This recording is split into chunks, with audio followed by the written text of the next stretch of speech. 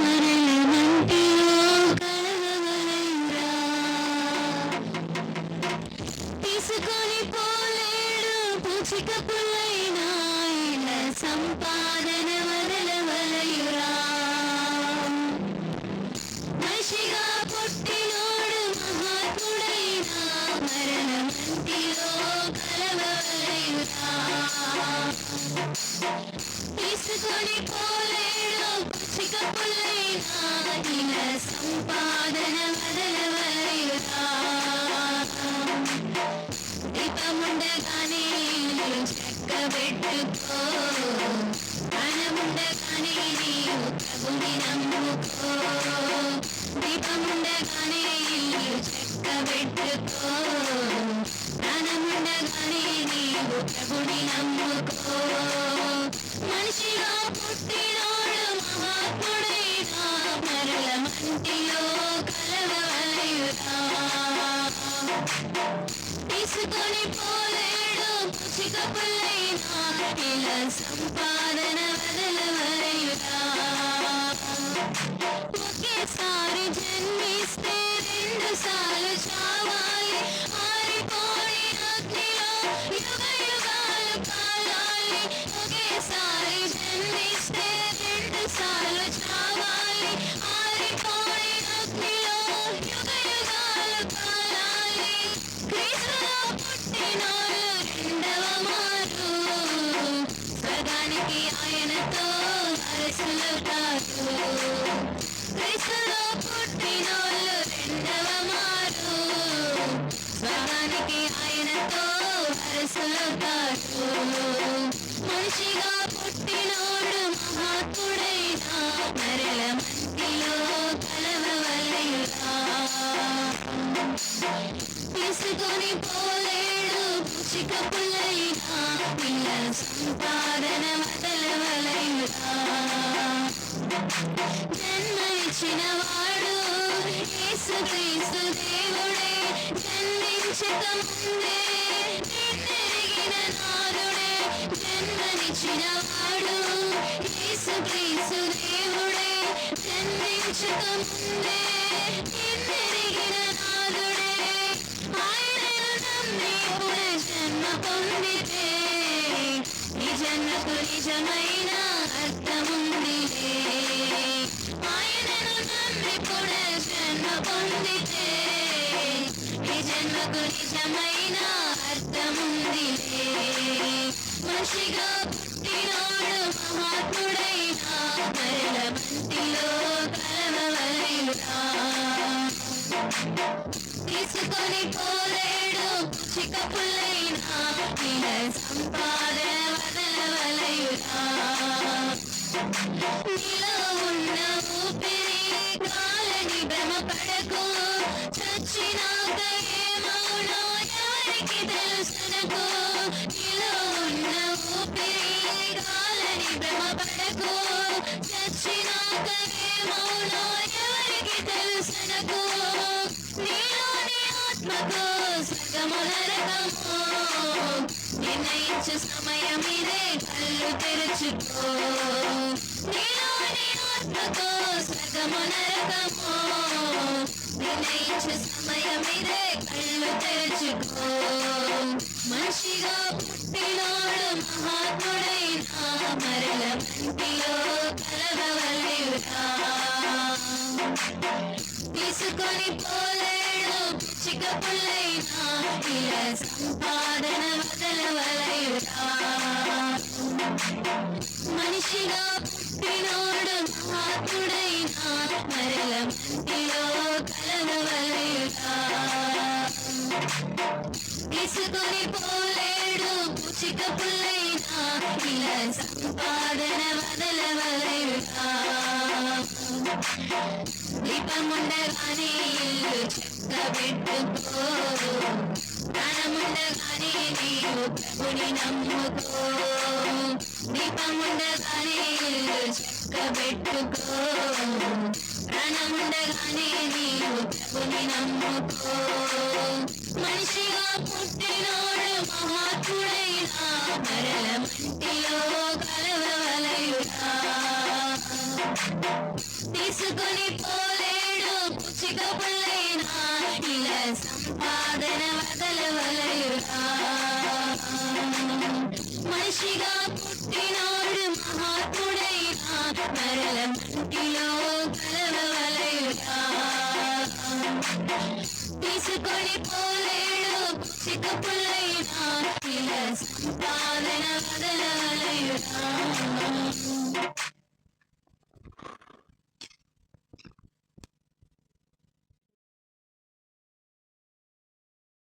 చేస్తూ ఉన్నాను. అదే విధముగా ఇక్కడ చేరి వచ్చిన సంఘస్థులకు, నన్ను ఎంతో ప్రేమతో ఈ యొక్క పరిచర్యకి ఆహ్వానించిన పాస్టర్ అబ్రహాం గారికి ప్రత్యేకమైన వందనాలు తెలియచేసుకుంటున్నాను. టౌన్లో అదేవిధంగా ఓపెనపల్లి గ్రామంలో 2 సార్లు పోయిన సంవత్సరంలో మీటింగ్లో దేవుని యొక్క వాక్యాన్ని అందించుటకు దేవుడు నాకు ఇచ్చిన ఈ యొక్క గొప్ప ధన్యతను బట్టి నేను దేవుని స్తుతిస్తూ ఉన్నా. అదేవిధంగా ఈ రాత్రికాల సమయంలో కూడా, అదేవిధంగా రేపు రాత్రిలో కూడా దేవుని చిత్తమైతే, దేవుడు అనుమతిస్తే రేపు రాత్రిలో కూడా జీవము గల దేవుని యొక్క వాక్యాన్ని ఈ గ్రామ ప్రజలకు కూడి వచ్చిన మీకు అందించుటకు దేవుడు సహాయము చేయునుగాక. హల్లెలూయా.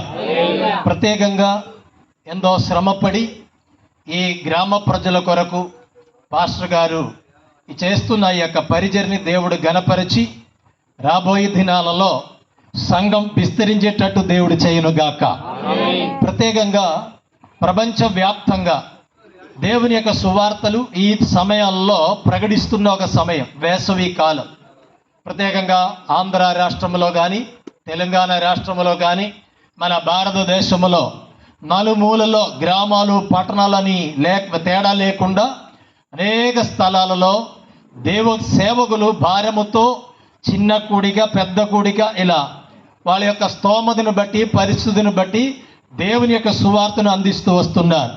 ప్రత్యేకంగా ఈ రాత్రికాల సమయంలో మిట్ట ఇండ్ల గ్రామ ప్రజలకు కూడా దేవుని యొక్క సత్యాన్ని తెలియచేయాలని ఎంతో భారముతో పాస్టర్ అబ్రహాం గారు సంఘస్థులందరూ కూడా అరేంజ్ చేసిన ఈ మీటింగ్ని బట్టి ఈ మిట్ట ఇండ్ల గ్రామం దీవించబడును గాక.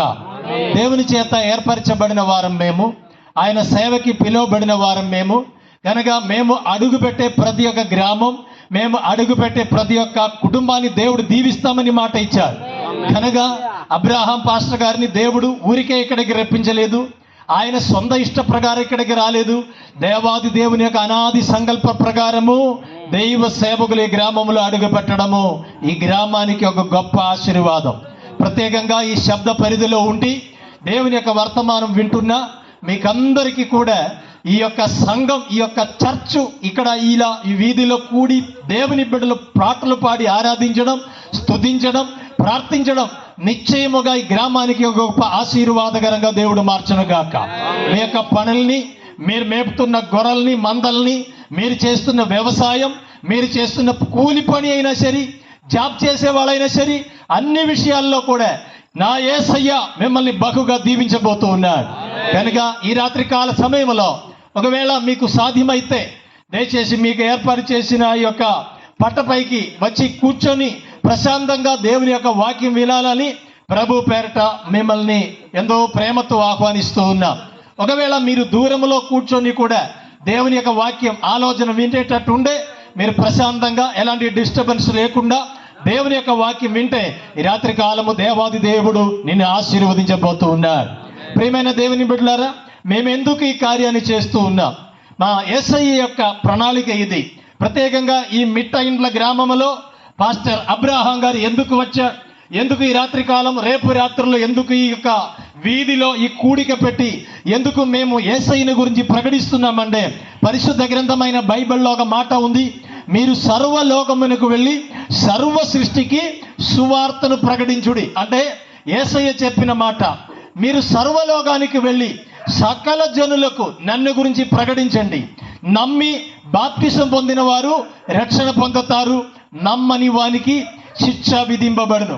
మత్తయి రాసిన సువార్త 24:24లో మత్తయి రాసిన సువార్త 24వ అధ్యాయము 14వ వాక్యములో మరొక మాట మనం చూస్తూ ఉన్నాం. మత్తయి 24:18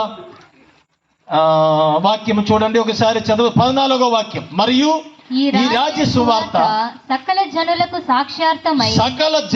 సాక్ష్యార్థమై లోకమందంతటను ప్రకటింపబడును. అటు తరువాత అంతము వచ్చును. ఆమె గ్రామ ప్రజలారా, స్నేహితులారా, తల్లిదండ్రులారా గమనించండి.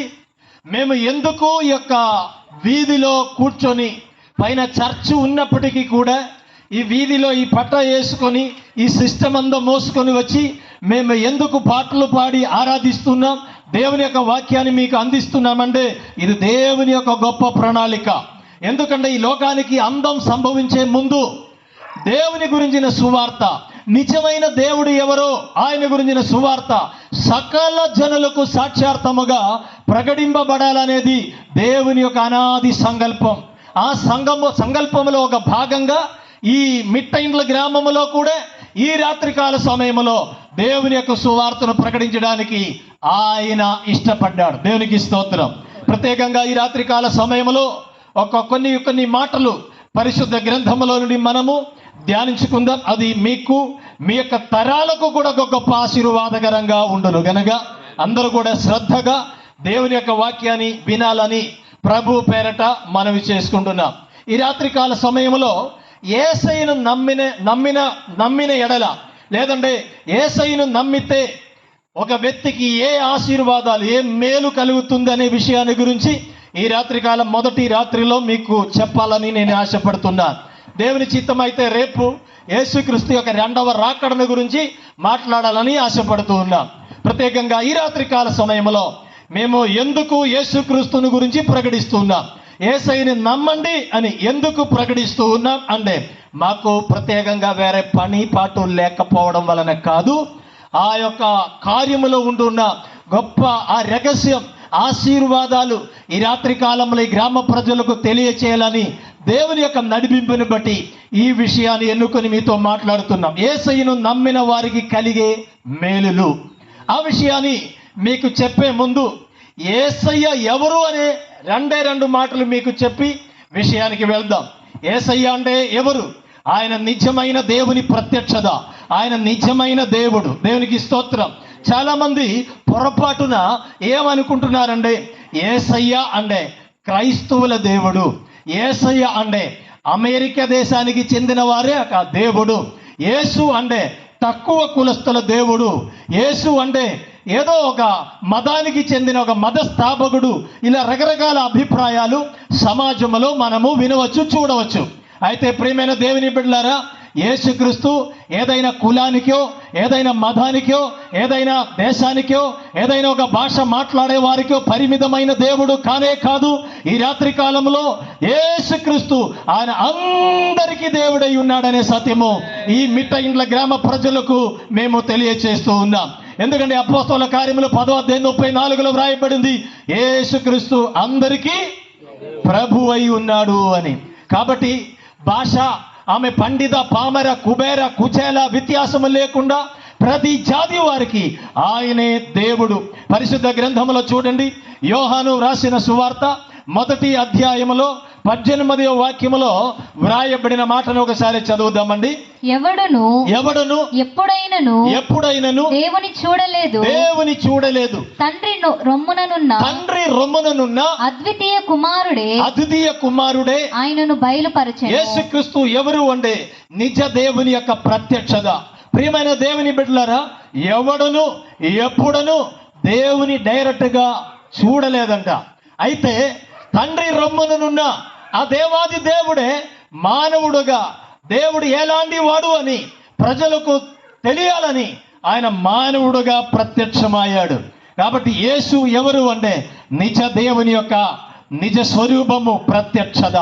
కాబట్టి ఈ రాత్రికాల సమయంలో పొరపాటున కూడా చర్చికి వెళ్ళే వాళ్ళ యొక్క దేవుడు యేసు, నాకు యేసుతో ఎలాంటి సంబంధం లేదు అని పొరపాటున కూడా మీరు అనుకోబాకండి. ప్రియమైన దేవుని బిడ్డలారా గమనించండి, యేసుక్రీస్తు సమస్త మానవాళికి దేవుడై ఉన్నాడు. దేవునికి మహిమ కలుగును గాక. యోహాను రాసిన మొదటి పత్రిక 5వ అధ్యాయము 20వ వాక్యం కూడా ఈ తరుణంలో చదువుదాం.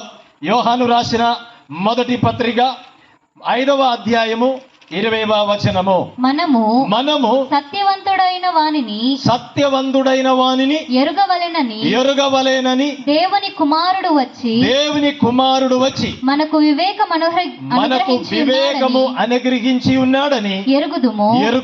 మనము దేవుని కుమారుడైన యేసుక్రీస్తు నందు ఉన్నవారమై సత్యవంతుని యందు ఉన్నాము. ఆయనే నిజమైన దేవుడు. గమనించండి, ఆయనే నిజమైన దేవుడును నిత్య జీవమునై ఉన్నాడు. చేతులు పైకెత్తి హల్లెలూయా. ప్రియమైన దేవుని బిడ్డలారా, గమనించండి, మనము సత్యవంతుడైన వానిని ఎరుగవలెనని. యేసుక్రీస్తు ఎందుకు ఈ లోకములో వచ్చాడు అంటే నిజ దేవుడు ఎవరో తెలుసుకోవలేనని. ఆయన మానవుడిగా ఈ లోకానికి వచ్చి మనకు వివేకము అనుగ్రహించాడంట. దేవునికి స్తోత్రం. అంతే. ఏమి అర్థం? యేసుక్రీస్తు ఈ లోకములో మనిషిగా అవతరించక మునపు మనుషులు రకరకాల విశ్వాసాలు, రకరకాల ఆరాధనలో జీవించేవాళ్ళు ఇప్పుడు కూడా ఉన్నారు. అయితే యేసుక్రీస్తు యొక్క రాక యొక్క ఉద్దేశం, ఆయన మానవుడుగా ఈ లోకములో అవతరించడానికి గల కారణము నిజమైన దేవుడు ఎవరో మనకు వివేకము అనుగ్రహించుటకు, సత్యవంతుడైన దేవుడు ఎవడో ఆ సత్యము లోకములో ఉన్న ప్రతి మానవాళికి తెలుసుకోవాలని యేసు మానవ రూపం దాల్చి లోకానికి వచ్చాడు. ఆ యేసయ్యను గురించి వ్రాయబడిన మాట, ఆయనే నిజమైన దేవుడును నిత్య జీవమనై ఉన్నాడు. కొలొస్సీయులకు రాసిన పత్రిక 1వ అధ్యాయము 15వ వాక్యములో యేసును గురించి ఆయన యొక్క సేవకుడైన పౌలు వ్రాసిన ఒక గొప్ప రహస్యము వినండి. ఈ రాత్రికాల సమయంలో ఆయన అంటే యేసు అదృశ్య దేవుని యొక్క స్వరూపి అయి సర్వ సృష్టికి ఆది సంభూతుడై ఉన్నాడు. యేసయ్య ఎవరంట? ఆయన అదృశ్య దేవుని యొక్క స్వరూపి. అంటే ఏమి అర్థం? కంటికి కనిపించని దేవుడు ఎవడైతే ఉన్నాడో ఆ దేవుని యొక్క స్వరూపిగా ఈ లోకానికి వచ్చిన దేవుడు, నేనే ఆ దేవుడని చూపించడానికి, ప్రజలు తెలుసుకోవడానికి శరీరధారిగా వచ్చిన వాడే యేసు. 2వ అధ్యాయం 9వ వచనం కూడా చదువుద్దాం. 2వ అధ్యాయం కొలొస్సీ పత్రిక 2వ అధ్యాయం 9వ వాక్యం. ఏలయనగా దైవత్వం యొక్క సర్వ పరిపూర్ణత శరీరముగా క్రీస్తునందు నివసించుచున్నది. దేవునికి స్తోత్రం. అంటే దైవత్వం యొక్క సర్వ లక్షణాలు, దేవుడు అంటే నిజమైన దేవుడు అంటే ఎవరో ఆ దేవుని యొక్క సకల లక్షణాలతో కూడిన ఏకైక వ్యక్తి నజరేయుడైన యేసుక్రీస్తు మాత్రమే. ఆయన ఈ లోకములో ఉన్నప్పుడు ఏ పాపము చేయలేదు. ఆయన ఎవరిని మోసగించలేదు, ఎవరిది కూడా అన్యాయంగా తీసుకోలేదు. ఆయన నోట కపటము లేదు, ఆయన నోటలో వంచన లేదు, ఆయన శ్రమ పెట్టబడి ఎవరిని బెదిరించలేదు అని దేవుని యొక్క వాక్యంలో వ్రాయబడింది. ఆయన పాపము లేకుండా 33.5 సంవత్సరాలు ఈ లోకములో బ్రతికి దేవునికి ఉండాల్సిన గుణ లక్షణాలు ఇదే అని లోకములో ఉన్న సమస్త మానవులు తెలుసుకోవాలని ఏ పాపము లేని పరిశుద్ధుడుగా జీవించాడు. దేవునికి స్తోత్రం. కాబట్టి దేవుని యొక్క వాక్యం స్పష్టంగా వ్రాయబడింది. ఆమె దైవత్వం యొక్క సర్వ పరిపూర్ణత ఎవరిలో కనబడతా ఉందందా? యేసులో కనబడతా ఉంది. చేతులు పైకెత్తి హల్లెలూయా. కాబట్టి ప్రియమైన దేవుని బిడ్డలారా, ఈ యేసయ్యను నమ్మితే ఆ నమ్మిన వ్యక్తికి కలిగే మేలును గురించి చెప్పే ముందు యేసు ఎవరనే సత్యం మీరు తెలుసుకోవాలా. ఆయన నిజమైన దేవుడు. దేవునికి మహిమ. రెండవది, యేసు ఎవరు అని అడిగితే ఆయనే సృష్టికర్త అయిన దేవుడు. చెప్పండి, ఎవరండి యేసు? సృష్టికర్త అయిన దేవుడు. అంటే పైన ఆకాశములో, కింద భూమిలో, భూమి క్రింద ఉన్న నీళ్ళలో ఉన్న సమస్తమును, కంటికి కనిపించినది, కనిపించని, ఆమె దృశ్యమైనవి, అదృశ్యమైన సమస్తాన్ని సృష్టించిన సృష్టికర్త అయిన దేవుడు యేసుక్రీస్తు. దేవుని బిడ్డలారా, కొలొస్సీయులకు రాసిన పత్రిక 1వ అధ్యాయము 17వ వాక్యాన్ని చదువుదాం. ఆయన అన్నిటికంటే ముందుగా ఉన్నవాడు. ఆయనే సమస్తమునకు ఆధారభూతుడు. ఆయన లేకుండా ఏమీ కలగలేదు. మనల్ని సృష్టించిన వాడు, సృష్టికర్త అయిన దేవుడు యేసుక్రీస్తు. దేవునికి స్తోత్రం. ప్రియమైన వారలారా, గమనించండి, యేసే మనల్ని సృష్టించాడు అనే దానికి ఒక మంచి నిదర్శనం, మంచి ఉదాహరణ మీకు చెప్తాం. మనకు ఊపిరి పోసిన వాడు, మనల్ని సృష్టికర్త అయిన దేవుడు, మనల్ని సృష్టించిన వాడు ఎవరు అని మన ఊపిరియే సాక్షి. ఒకసారి మీరు ఆ ఊపిరి పీల్చి వదిలి చూడండి, ఏ దేవుని యొక్క నామము ఉచ్చరింపబడుతూ ఉందో ఒకసారి చూడండి. ఒకసారి అందరూ ట్రై చేయండి. ఒకసారి మీరు ఆ ఊపిరి కొంచెం ఆ ముక్కు ద్వారా ఆ యొక్క గాలి లోపలికి పీల్చి కొంచెం గట్టిగా వదిలి చూడండి. ట్రై చేయండి. ఏ షూ లోపలికి మనం లాగినప్పుడు ఏ, వదిలినప్పుడు షూ. అప్పుడు మనల్ని సృష్టించిన సృష్టికర్త అయిన దేవుడు యేసు. చెప్పండి కూడా దేవునికి స్తోత్రం చెల్లిద్దాం. ఆదికాండము 2వ అధ్యాయములో మనం 7వ వాక్యములో మనం చూస్తున్నాం. దేవుడు నేల మట్టితో నరుని చేసి వాని యొక్క నాసికా రంధ్రము ద్వారా జీవవాయువును ఊదగా నరుడు జీవ ఆత్మ ఆయను అని మనం చూస్తూ ఉన్నాం. కాబట్టి మనల్ని సృష్టించిన వాడు ఎవడు? యేసు, జీసస్. యేసు మన సృష్టికర్త. మనకు ఒకవేళ చదువు లేకపోవచ్చు, ఒకవేళ మత గ్రంథాలు చదవడానికి మీకు ఒకవేళ అవకాశం లేకపోవచ్చు, అయితే ఏ కారణము లేకపోయినా, ఏ ఎవిడెన్స్ లేకపోయినా యేసే నిజమైన దేవుడు అనే దానికి ఒక మంచి ఎవిడెన్స్ నీ ఊపిరియే. కనుక నీలో ఉన్న ఊపిరి ఎవరి దానము? నీ సృష్టికర్త అయిన యేసుక్రీస్తు యొక్క దానము. ఆ ఊపిరి ముస్లిమ్స్ ఇస్లాం మతానికి చెందిన వాళ్ళు, హైందవ మతానికి చెందిన వాళ్ళు, జైన మతానికి చెందిన వాళ్ళైనా, అమెరికాలో ఉండేవాళ్ళైనా, భారతదేశంలో ఉండేవాళ్ళైనా అందరూ కూడా ఒకేలాగే గాలి పీల్చి వదులుతూ ఉన్నాం. ప్రేమైన దేవుని బిడ్డలారా, అప్పుడు వచ్చే సౌండ్ ఏ దేవుని సౌండ్ వస్తూ ఉంది? ఏ దేవుని పేరు వస్తూ ఉంది? యేసు. నన్ను మిమ్మల్ని సృష్టించిన దేవాది దేవుడు యేసు అనేది ఈ మిట్టండ్ల గ్రామ ప్రజలు తెలుసుకోవాలి. ఆయన సృష్టికర్త అయిన దేవుడు. 2 పాయింట్లు మాత్రం నేను చెప్పి ముగిస్తున్నా. యేసు ఎవరండి? యేసు నిజ దేవుని యొక్క ప్రత్యక్షత. రెండవది, యేసు ఎవరండి? యేసు నిజ సృష్టికర్త అయిన దేవుడు. మనకు కంటికి కనిపించిన వాటిని, కనిపించని వాటిని సృష్టించిన దేవాది దేవుడు యేసే. ఆ యేసుక్రీస్తుని ఎరగడం, ఆ యేసుక్రీస్తును కలిగి ఉండడం ఒక వ్యక్తి యొక్క జీవితంలో గొప్ప భాగ్యము. ఈ రాత్రికాల సమయంలో ఈ యేసిన ఈ యొక్క శాప పైన కూర్చుని ఉన్న మీరందరూ కూడా ధన్యులు.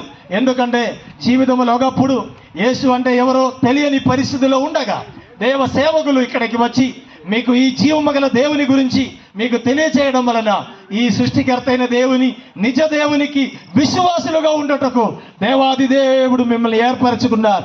అందుని బట్టి 2 హస్తాలు పైకెత్తి దేవునికి స్తోత్రం చెల్లిద్దాం. కేవలము ఈ యొక్క శాప పైన కూర్చుండి ఉన్న ఈ ప్రజలు మాత్రం కాదు, చర్చకు వెళుతున్న వారు మాత్రం కాదు, ఈ మిట్టండ్ల గ్రామంలో ఉన్న ప్రతి ఒక్కరు కూడా ఆ సృష్టికర్త అయిన దేవుని, ఆమె నిజ దేవుని తెలుసుకోవాలన్నది దేవుని యొక్క ప్రణాళిక, మా యొక్క ఆశ, మా యొక్క ప్రార్థన, మా యొక్క కోరిక. అందుకే ఈ రాత్రికాల సమయంలో పాస్టర్ గారు, సంఘ విశ్వాసులందరూ కూడా కలిసి ఎంతో కష్టపడి ఈ యొక్క కూడికను ఏర్పాటు చేయడం జరిగింది. కాబట్టి ప్రేమైన దేవుని బిడ్డలారా, ఇదంతా క్రైస్తవులకు సంబంధించిన కార్యకలాపాలని, మనకేమిటి సంబంధం అని దూరంగా కూర్చోకుండా, ఆమె ఏదో టీవీ చూసుకుని కాలక్షేపం చేయకుండా దయచేసి ఈ చెప్తున్న మాటలు ఒకసారి మీ యొక్క చెవిలో పడేటట్టు చేస్తే, మీరు ఒక ఓపికతో కొంతసేపు మీరు వింటే మీ యొక్క జీవితంలో అది ఒక గొప్ప ఆశీర్వాదానికి కారణమవును. ఒకప్పుడు మేము కూడా అలా అనుకున్న వాళ్ళము. మా యొక్క గ్రామంలో, మా యొక్క ప్రాంతంలో, మా యొక్క ఇంటికి వచ్చి యేసయ్యను నమ్మండి అని ఎంతో మంది దైవ సేవకులు కరపత్రం ఎత్తుకొని వచ్చి, బైబిల్ ఎత్తుకొని వచ్చి మాకు చెప్తే, పోండయ్యా యేసయ్య అంటే క్రైస్తవులకు దేవుడు, అమెరికా దేవుడు, తక్కువ కులస్తుల దేవుడు, అట రకరకాలుగా యేసయ్యను గురించి కించపరిచి మాట్లాడిన వాళ్ళం మేము. దైవ సేవకుల్ని, పాస్టర్ని చూస్తే అసగించుకునే వాళ్ళం మేము.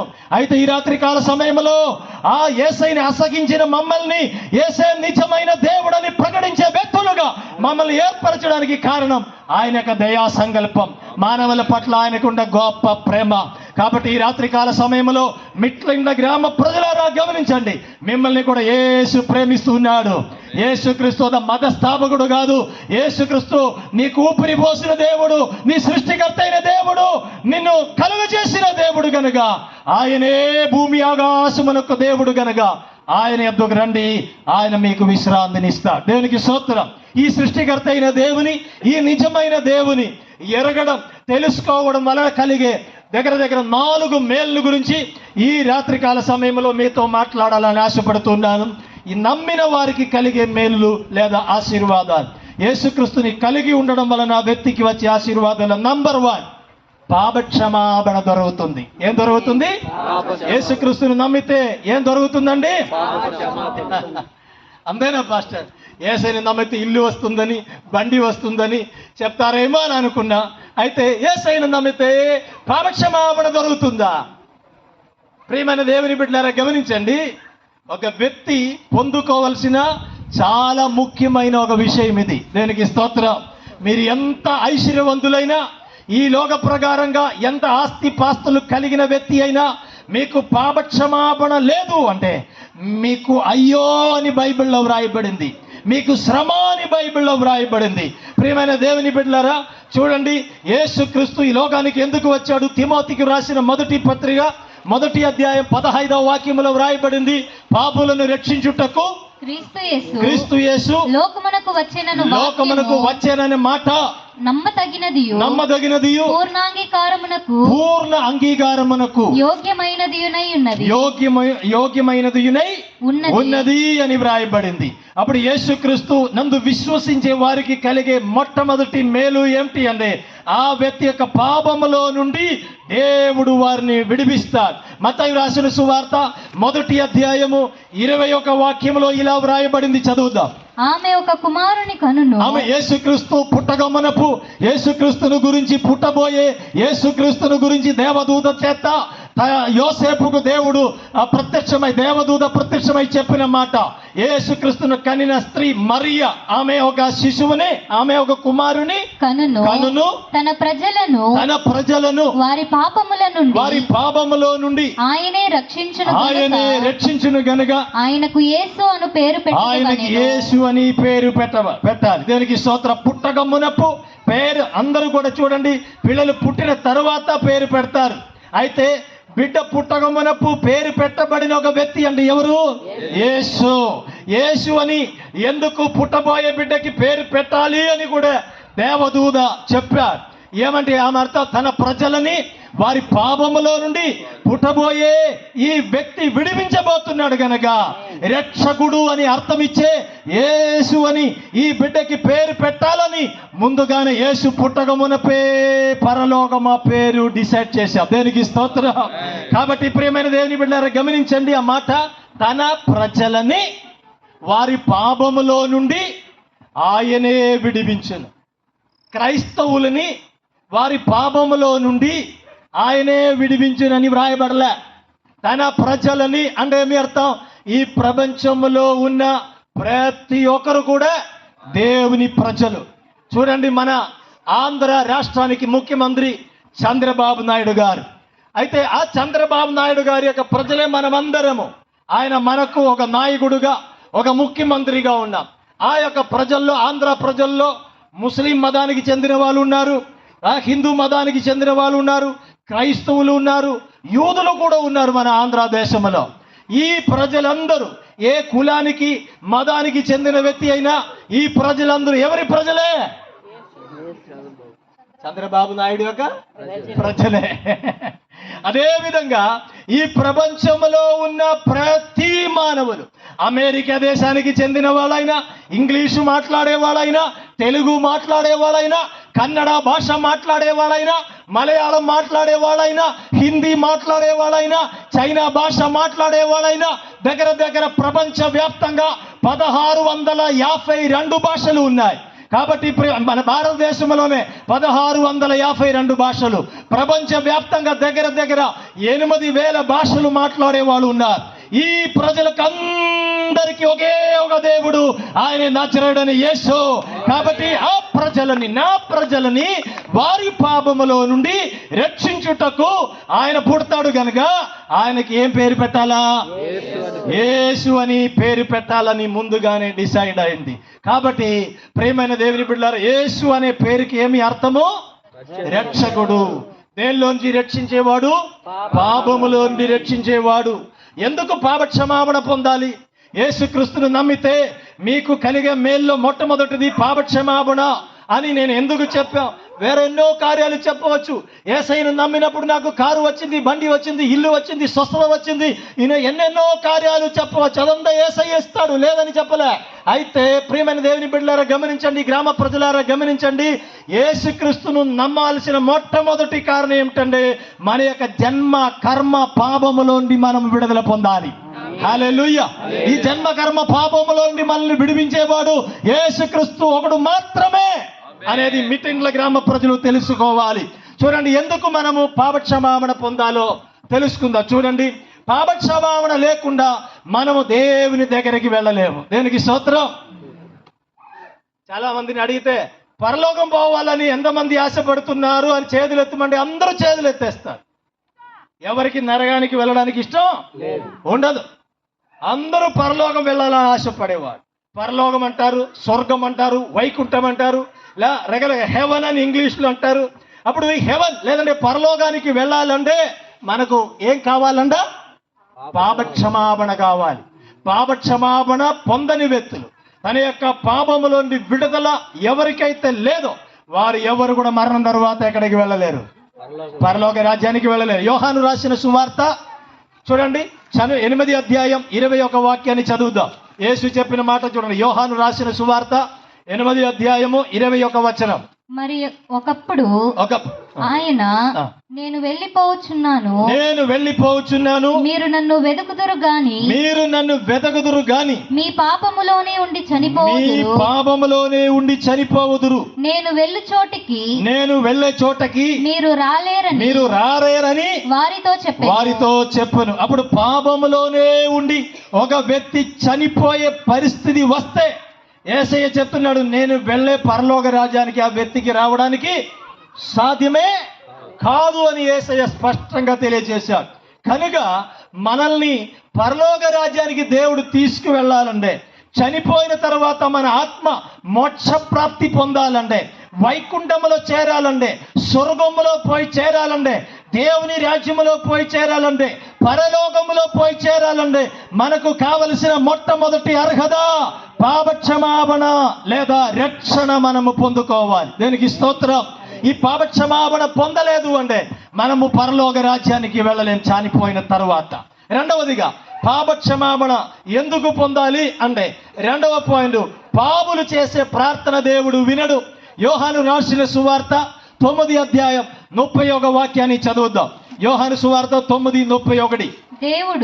దేవుడు పాపుల మనవి ఆలకింపడని ఎరుగుదుము, ఆ పాపుల మనవి ఆలకింపడని ఎరుగుదుము. ఎవడైనను దైవభక్తుడై ఉండి ఆయన చిత్తము చొప్పున జరిగించిన ఎడల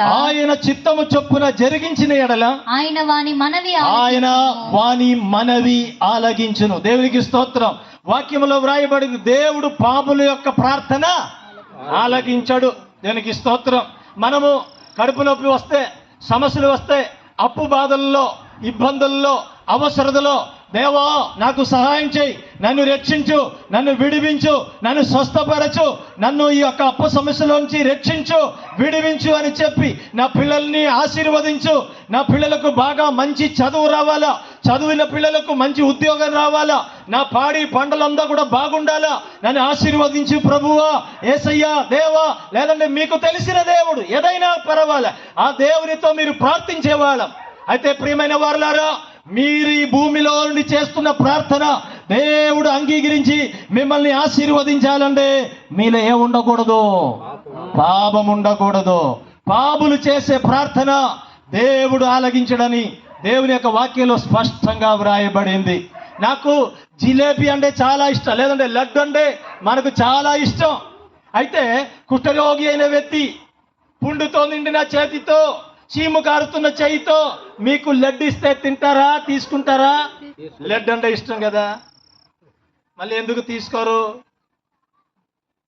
లడ్డు ఇష్టమే కానీ ఇచ్చిన చేయి బాగలే, అదే కదా. అదేలాగా ప్రార్థన అంటే దేవునికి ఇష్టం.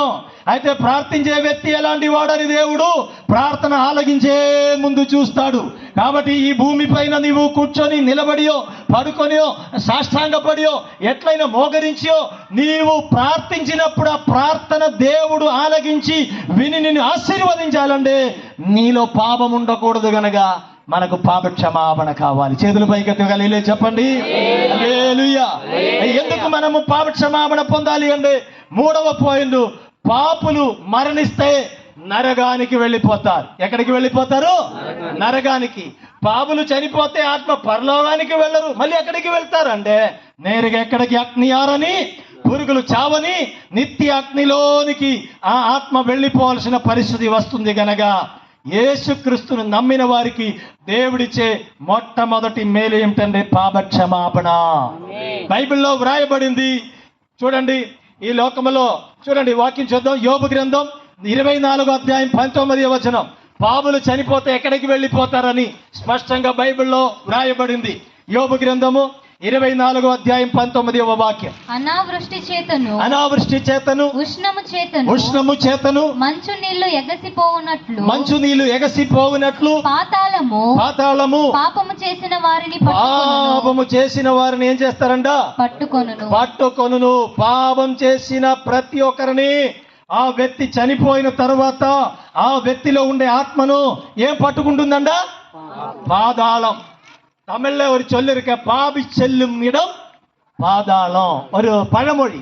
పాపి చనిపోతే ఆ వ్యక్తి యొక్క ఆత్మ శరీరం మట్టిలో కలిసిపోతుంది కానీ ఆత్మకి ఏం లేదు?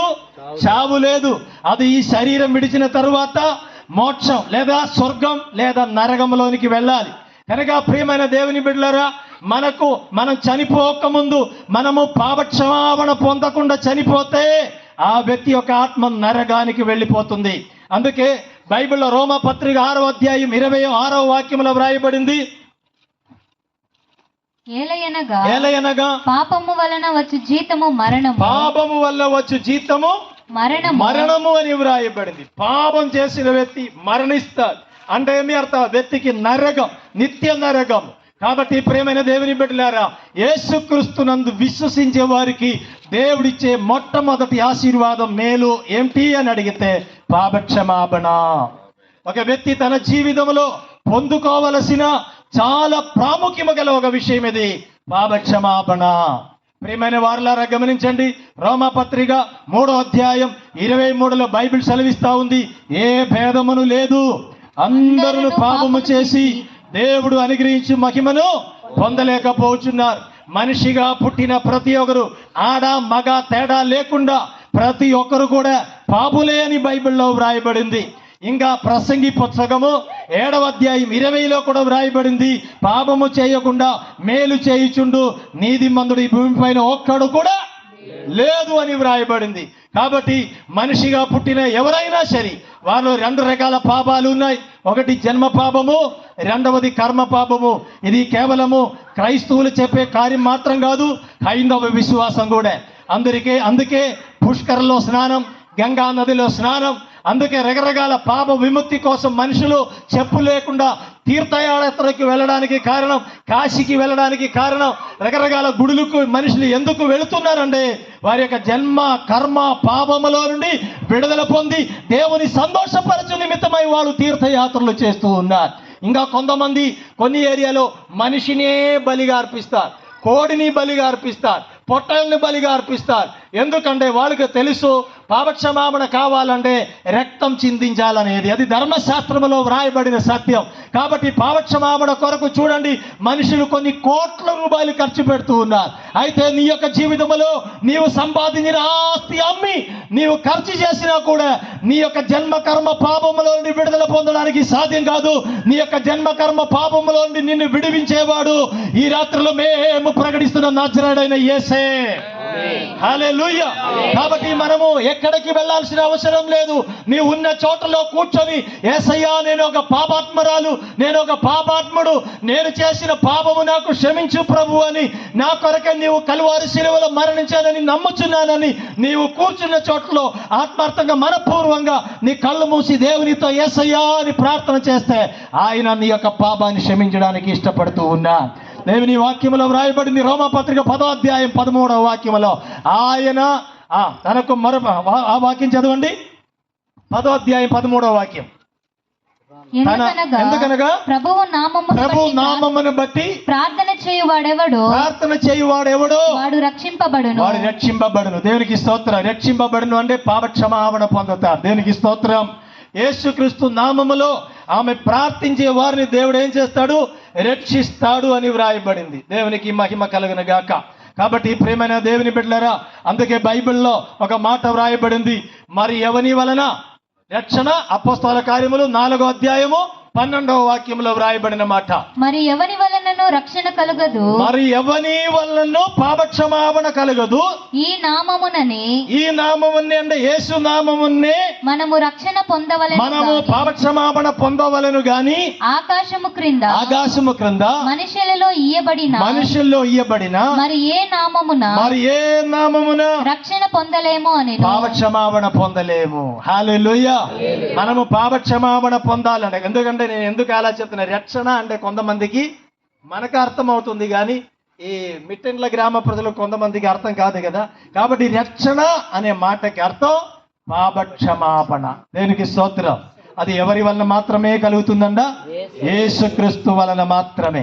ఆకాశము క్రింద మనుషుల్లో ఇయ్యబడిన మరి ఎన్ని నామాలు ఉన్నా ఏ నామమున మనకు పాపక్షమాపణ రాదు, ఆ యేసుక్రీస్తు నామమున మాత్రమే మనకు పాపక్షమాపణ. కనుక ఈ రాత్రి కాల సమయంలో 2 హస్తాలు పైకెత్తి దేవునికి స్తోత్రం చెల్లిద్దామా? హల్లెలూయా, హల్లెలూయా. కాబట్టి మిట్టెండ్ల గ్రామ ప్రజలారా గమనించండి, మీ యొక్క పాపములోండి మీరు విడుదల పొందడానికి ఎక్కడికి తీర్థయాత్రలు చేయాల్సిన అవసరం లేదు. నజరేయుడైన యేసుక్రీస్తు ఈ రాత్రి కాల సమయంలో ఈ గ్రామాన్ని వెదక్కుంటూ వచ్చి ఉన్నారు. ఆ యేసు మన మధ్యలో ఉన్నారు. ఎలా ధైర్యంగా చెప్పగలమంటే, 2-3 నా నామమును ఎక్కడ కూడి ఉండునో వారి మధ్యలో ఆయన ఉంటాడని మాట ఇచ్చాడు. కనుక యేసు నామములో ప్రార్థించే ప్రతి స్థలములోనికి ఆయన వస్తాడు. కాబట్టి యేసయ్యా, నేను ఒక పాపని అయ్యా, నన్ను రక్షించండి, నాకు ఆ పరలోకం కావాలి, ఆ స్వర్గం కావాలి, నేను చనిపోయిన తర్వాత మోక్ష రాజ్యములోనికి నేను చేరాలి అని ఎంతమంది అయితే ఆశపడతారో, నాకు ఆ పాపక్షమాపణ కావాలని రాత్రిలోని యేసయ్యతో ప్రార్థిస్తే యేసు నిన్ను విడిపిస్తాడు. 32వ కీర్తన 1వ వచనములో వ్రాయబడిన, తన అతిక్రమములకు పరిహారమునొందినవాడు, తన పాపమునకు ప్రాశ్చిత్తమునొందినవాడు ధన్యుడు అని వ్రాయబడింది. ఒక వ్యక్తి ఎలా ధన్యుడు అవుతామంటే, కోట్ల రూపాయలు బ్యాంకు బ్యాలెన్స్ను బట్టి కాదు, లోటరీ చీట్లు కొట్టడం వలన కాదు. ప్రియమైన దేవుని బిడ్డలారా, పాపక్షమాపణ పొందిన వ్యక్తి ధన్యుడు అవుతాడు. ఎందుకంటే ఆ వ్యక్తి చనిపోయినప్పుడు దేవుని దగ్గరికి వెళ్ళవచ్చు. రకరకాల పాపాలతో మనుషులు జీవిస్తూ ఉన్నారు. ఆమె లెక్కలేనంత పాపాలు మనుషుల్ని ఆవరించి మనుషుల్ని నరకానికి తీసుకువెళ్ళాలని రకరకాలుగా పాపములో మనుషుల్ని నెట్టివేస్తున్నారు సాతాన్. అయితే ఆ సాతాన్ యొక్క క్రియలను లేపరిచి యేసుక్రీస్తు నేటికి 2025 సంవత్సరాల క్రితం నీవు నేను చేసిన జన్మ కర్మ పాపములను విడిపించడానికి ఆకాశమునకు భూమికి మధ్యలో ఆయన రక్తాన్ని చిందించి ఆయన బలియాగమయ్యాడు. రేపు శుక్రవారం ఒక ప్రత్యేకమైన రోజు. ఏమంట? రేపు శుక్రవారం గుడ్ ఫ్రైడే. ఎందుకు ఆ ఫ్రైడేకి గుడ్ ఫ్రైడే అంటామంటే, యేసుక్రీస్తు మానవాళి కొరకు వాళ్ళ యొక్క పాప క్షమాపణ నిమిత్తము రక్తము చిందిన రోజు గనక రేపు శుక్రవారము గుడ్ ఫ్రైడే. தமிழ்ல பெரிய வெள்ளிக்கிழமை என்று சொல்லுவாங்க. என்ன சொல்லுவாங்க? பெரிய வெள்ளிக்கிழமை. ஒரு வருషத்துல ఒక సంవత్సరములో 52 శుక్రవారాలు ఉన్నాయి. అయితే 52 శుక్రవారాల్లో ఒక శుక్రవారం మాత్రం, ఒక ఫ్రైడే మాత్రం గుడ్ ఫ్రైడే.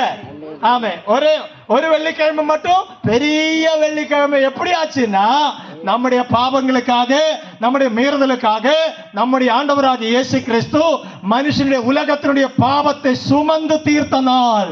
அதனாலே அந்த அடுத்த வெள்ளிக்கிழமை பெரிய వెள்ளிக்கிழமை. హల్లెలూయా. తెలుగులో ఏమంటారు అయ్యా? తెలుగులో తెలుగులో మంచి శుక్రవారము. ఏ శుక్రవారము? మంచి శుక్రవారము. 51 శుక్రవారానికి ఆ పేరు రాలే, అయితే ఒక శుక్రవారానికి మాత్రం మంచి శుక్రవారం. క్రైస్తవులైన యేసుక్రీస్తును నమ్మిన వారికి ఒకే ఒక మంచి రోజు. ఏ రోజు అది? శుక్రవారం. అంటే కొంతమంది చెప్తారు ఇది మంచి రోజు అండి, రేపు చెడ్డ రోజు అండి, ఈ రోజు ఇవ్వకూడదండి, ఈ రోజు తీసుకోకూడదండి, ఈ రోజు బయటికి వెళ్ళకూడదని చుక్క ఎదురుగా నిలుస్తా ఉందండి, రకరకాలుగా చెప్తారు. అయితే మాకు ఒకే ఒక మంచి రోజు, అది మంచి శుక్రవారం. ఎందుకంటే నా యొక్క పాపములను నన్ను విడిపించడానికి నా సృష్టికర్త అయిన దేవుడు బలియాగమైన రోజు కనుక ప్రతి ఒక్క క్రైస్తవులు కూడా ఆరాధన ఆలయంలోనికి వెళ్ళి యేసు చేసిన త్యాగాన్ని గుర్తు చేసుకుంటారు. దేవునికి స్తోత్రం. ఎందుకు? ఎవరి కోసం? కేవలం క్రైస్తవుల కోసం మాత్రం కాదు, ఈ ప్రపంచంలో ఉన్న ప్రతి మనుషుల కోసము యేసు కలువారి శిలువలో యాగమయ్యాడు. ఆ యాగాన్ని సర్వలోకానికి వెళ్ళి మీరు చాటండి అని యేసు చెప్పాడు. గనక ఆ యొక్క ఆజ్ఞను బట్టి ఈ రాత్రికాల సమయంలో మిట్లండ గ్రామ ప్రజలు కూడా ఈ సద్వర్తమానం మేము తెలియజేస్తూ ఉన్నాం. విశ్వసించే వారు ధన్యులు అవుతారు, ప్రార్థించే వాళ్ళు పాపక్షమాపణ పొందుతారు. యేసుక్రీస్తునందు విశ్వసించే వారిని దేవుడు ఏం చేస్తాడు? పాపములో నుండి విడిపిస్తాడు. దేవునికి స్తోత్రం. అపోస్తల కార్యములు చూడండి. అపోస్తల కార్యములు 10వ అధ్యాయం 43వ వాక్యాన్ని ఒకసారి చదువుదాం. అపోస్తల కార్యములు 10వ అధ్యాయము 43వ వాక్యం. ఆయన యందు విశ్వాసముంచు వాడెవడో, యేసుక్రీస్తునందు విశ్వాసముంచు వాడెవడో వాడు ఆయన నామము మూలముగా పాప క్షమాపణ పొందునని ప్రవక్తలందరూ ఆయనను గూర్చి సాక్ష్యమిచ్చుచున్నారు. ఆయన యందు విశ్వసించే వారికి అందరికి ఏం కలుగుతుందంట? పాప క్షమాపణ కలుగునని ప్రవర్తలందరూ చెప్తున్నారు. చేతుల పైకి దేవునికి స్తోత్రం చెల్లిద్దామా? కాబట్టి యేసయ్యను నమ్మితే ఏం ప్రయోజనం అయ్యా? నా అప్పు తీరుతుందా? నాకు జాబు వస్తుందా? అమెరికాకి వెళ్ళే వీసా వస్తుందా? అమెరికాకి వెళ్ళే వీసా కాదు, పరలోకానికి వెళ్ళే వీసా వస్తుంది. హల్లెలూయా. నీ చనిపోయినప్పుడు దేవుని యొక్క రాజ్యానికి వెళ్ళే వీసా యేసుక్రీస్తునందు విశ్వసించే వారికి దేవుడిస్తాడు. ఆ వీసా పేరే పాపక్షమాపణ లేదా రక్షణ. ఈ రాత్రికాల సమయంలో ఎవరైతే ఆ రక్షణ అనుభవంలోనికి రాలేదో యేసు నిన్ను ఈ రాత్రికాల సమయంలో పిలుస్తూ ఉన్నారు. ప్రయాసపడి భారము మోసుకొనుచున్న సమస్త జనులారా నా యొద్దకు రండి, నేను మీకేమిస్తాను? ఆ విశ్రాంతిని ఇస్తాను, పాపక్షమాపణ ఇస్తాను, ఉచితంగా ఇస్తాను, 5 పైసా మీరు ఖర్చు పెట్టాల్సిన అవసరం లేదని యేసు రాత్రి ఈ మిట్టిండ్ల గ్రామ ప్రజల్ని పిలుస్తూ ఉన్నారు. దేవునికి స్తోత్రం. అందుకే మొట్టమొదటి పాట ఏం పాట? భేదం ఏమీ లేదు, అందరూ పాపం చేసి ఉన్నారు, దేవాది దేవుడు ఇచ్చే ఉన్నత మహిమను. మనం పాడిన ఇంకా అవసరం లేదండి, వినండి. యేసుక్రీస్తునందు విశ్వసించే వారికి దేవుడు ఉచితముగా పాపక్షమాపణను అనుగ్రహిస్తారు. ఎవరైతే ఈ సత్యం తెలియకుండా ఏదో వాళ్ళు చర్చికి వెళ్తున్నారు వస్తున్నారులే, వాళ్ళ దేవుడు, వాళ్ళ మతం, వాళ్ళ విశ్వాసం, నాకేం సంబంధం అని చెప్పి ఆ ధోరణిలో ఎవరైనా బ్రతుకుతున్నారంటే ఈ రాత్రి యేసు మీకు చెప్తున్నారు, యేసయ్య దగ్గరికి రా. చనిపోక ముందు, ఊపిరి ఆగిపోయే ముందు, ప్రాణాన్ని విడిచే ముందు ఈ యేసుక్రీస్తుని సొంత రక్షకునిగా అంగీకరించమని దేవుడి రాత్రి కాలం నిన్ను ఆహ్వానిస్తున్న, ప్రేమతో పిలుస్తూ ఉన్నా. 5 పైసా ఖర్చు లేదు, ఉచితంగా దేవుడు నీకు పాపక్షమాపణ ఇస్తాడు. విస్తార భయాన్ని బట్టి నెక్స్ట్ పాయింట్కి వెళ్తాం. యేసుక్రీస్తుని నమ్మిన వారికి కలిగే మేలు చూడండి. 2వ పాయింట్, యేసుక్రీస్తునందు విశ్వసించే వారికి దేవుని ఉగ్రత నుండి వారు తప్పించుకుంటారు. ఏమంటారు? దేవుని యొక్క ఉగ్రతలో నుండి యేసుక్రీస్తునందు విశ్వసించిన వారు తప్పించుకుంటారు. దేవునికి స్తోత్రం. రోమాపత్రిక 5వ అధ్యాయము 8-9 వచనాలు చదువుతాం. రోమాపత్రిక 5వ అధ్యాయము 8-9 వచనాలు. అయితే దేవుడు మన ఎడల తన ప్రేమను వెల్లడిపరచుచున్నాడు. ఎట్లనగా మనమింకను పాపులమై ఉండగా క్రీస్తు మన కొరకు చనిపోయెను కాబట్టి ఆయన రక్తము వలన ఇప్పుడు నీతిమంతులముగా తీర్చబడి మరింత నిశ్చయముగా ఆయన ద్వారా ఉగ్రత నుండి రక్షింపబడుదుము. హల్లెలూయా. ఇప్పుడు యేసుక్రీస్తును ఒక వ్యక్తి ఎందుకు నమ్మాలి అంటే ఆ వ్యక్తి మీద పాపాన్ని బట్టి వచ్చిన దేవుని యొక్క ఉగ్రతలో నుండి యేసుక్రీస్తునందు విశ్వసించే వారు తప్పించబడతారు. ఎందుకు దేవుని యొక్క ఉగ్రత ప్రజల మీద అంటే ఎఫెసీ పత్రిక చూడండి 5వ అధ్యాయం 5 నుండి 7 వరకున్న వాక్యాన్ని బట్టి చూస్తే ఎందుని బట్టి మనుషుల మీద దేవుని యొక్క ఉగ్రత వస్తుందని మనం అక్కడ చూడవచ్చు. ఎఫెసీ పత్రిక 5వ అధ్యాయం 5 నుండి 6, 7 వరకున్న వాక్యాలు చదువుదాం. వ్యభిచారి అయినను అపవిత్రుడైనను విగ్రహారాధికుడైన లోభి అయినను క్రీస్తు యొక్కయు దేవుని యొక్కయు రాజ్యమునకు హక్కుదారుడు కాడనే సంగతి మీకు నిశ్చయముగా తెలియును. వ్యర్థమైన మాటల వలన ఎవడును మిమ్మను మోసపరచనీయకుడి. ఇట్టి క్రియల వలన దేవుని ఉగ్రత అవిధేయులైన వారి మీదకి వచ్చును.